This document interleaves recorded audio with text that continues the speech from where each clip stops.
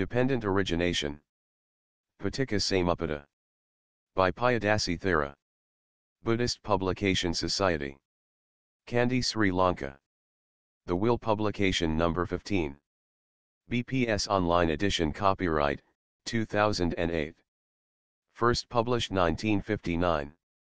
Digital transcription source, BPS Transcription Project.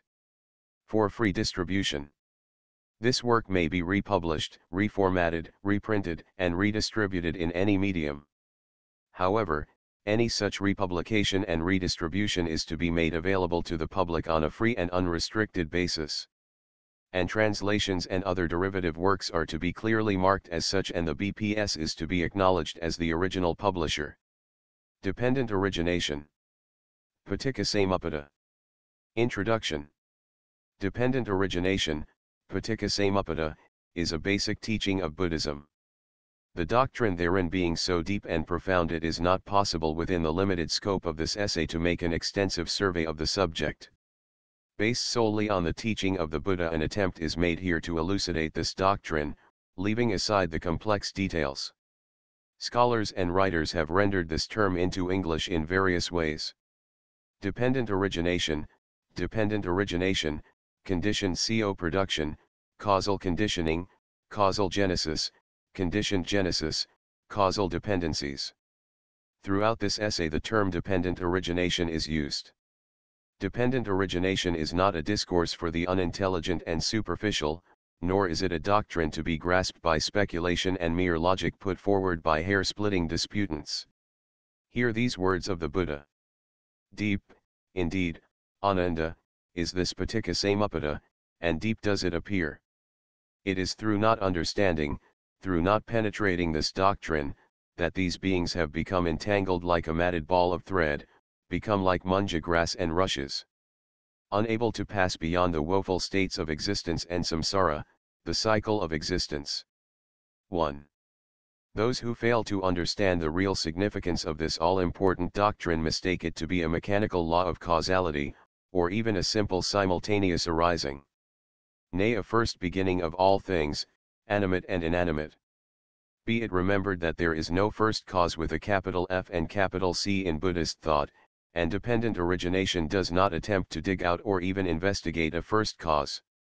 The Buddha emphatically declared that the first beginning of existence is something inconceivable, too, and that such notions and speculations of a beginning may lead to mental derangement. 3. If one posits a first cause, one is justified in asking for the cause of that first cause, for nothing can escape the law of condition and cause which is patent in the world to all but those who will not see. According to Aldous Huxley, those who make the mistake of thinking in terms of a first cause are fated never to become men of science.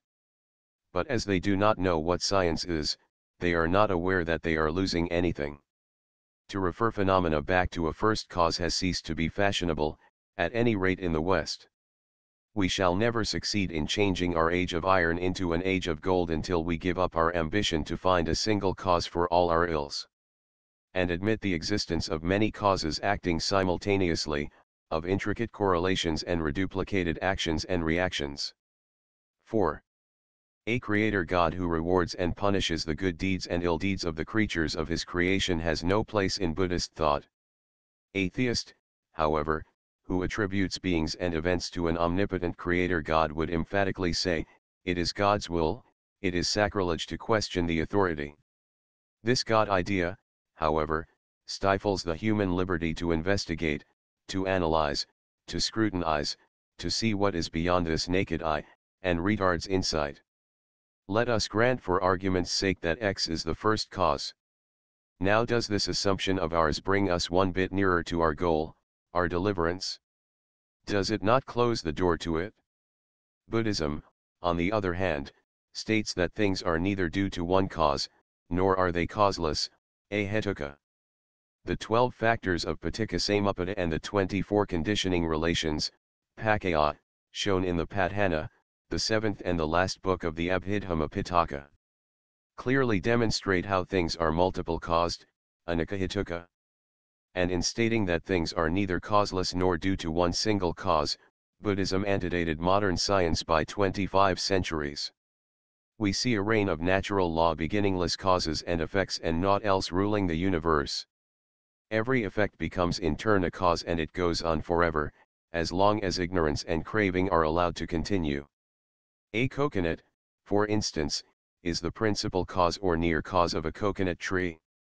X has two parents, 4 grandparents. And thus the law of cause and effect extends unbrokenly like the waves of the sea ad infinitum. It is just impossible to conceive of a first beginning. None can trace the ultimate origin of anything, not even of a grain of sand, let alone of human beings. It is useless and meaningless to go in search of a beginning in a beginningless past. Life is not an identity, it is a becoming. It is a flux of psychological and physiological changes, a conflux of mind and body, namarupa. There is no reason to suppose that the world had a beginning at all. The idea that things must have a beginning is really due to the poverty of our imagination. Therefore, perhaps, I need not waste any more time upon the argument about the first cause.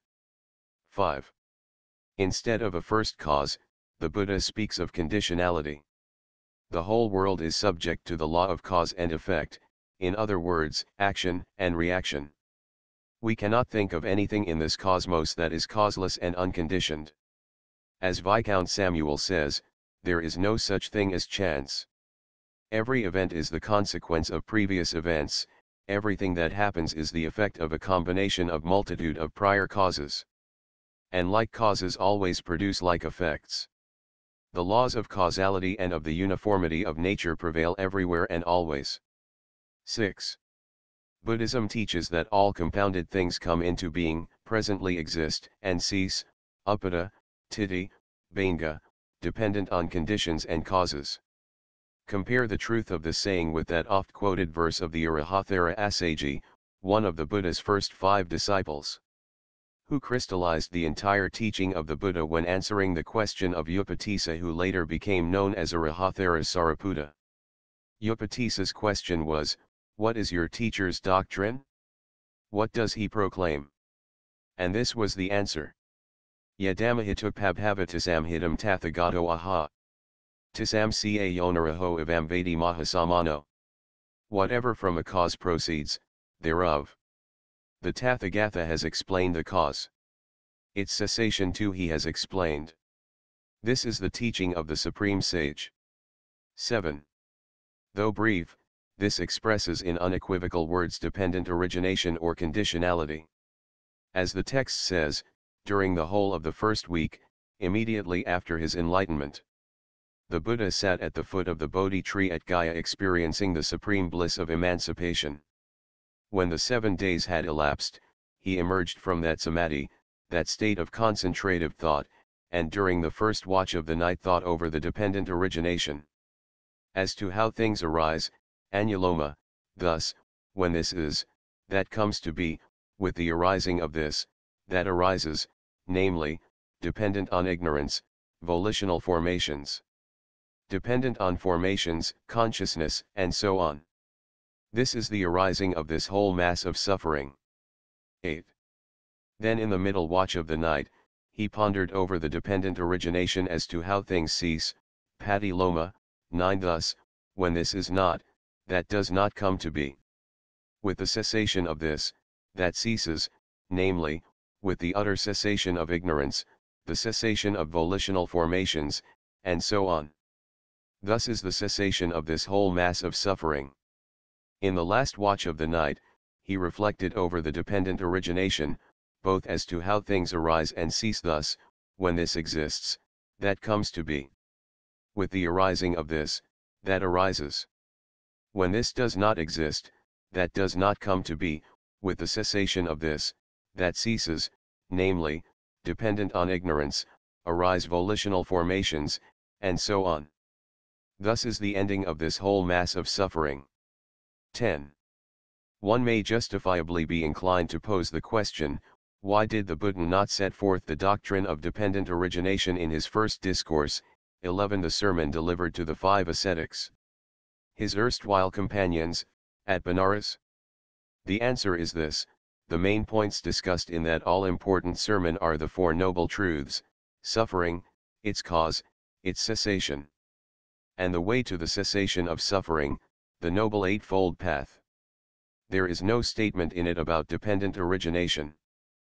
But one who understands the philosophical and doctrinal significance of dependent origination certainly understands that the 12-fold Paticca-samuppada, dependent origination, both in its order of arising and ceasing, Anuloma and Patiloma, is included in the Four Noble Truths.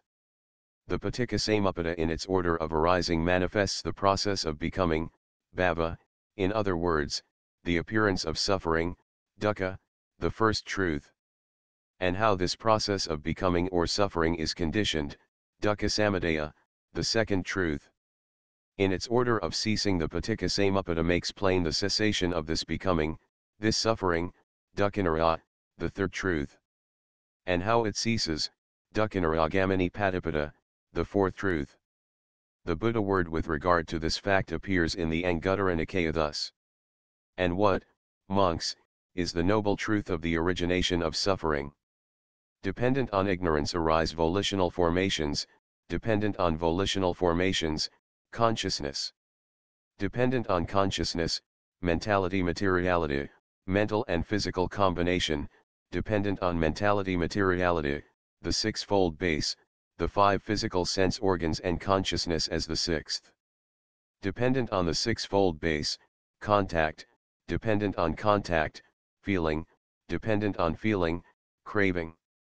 Dependent on craving, clinging, dependent on clinging, the process of becoming, rebirth, dependent on the process of becoming, aging and death, sorrow, lamentation, pain, grief and despair come to pass.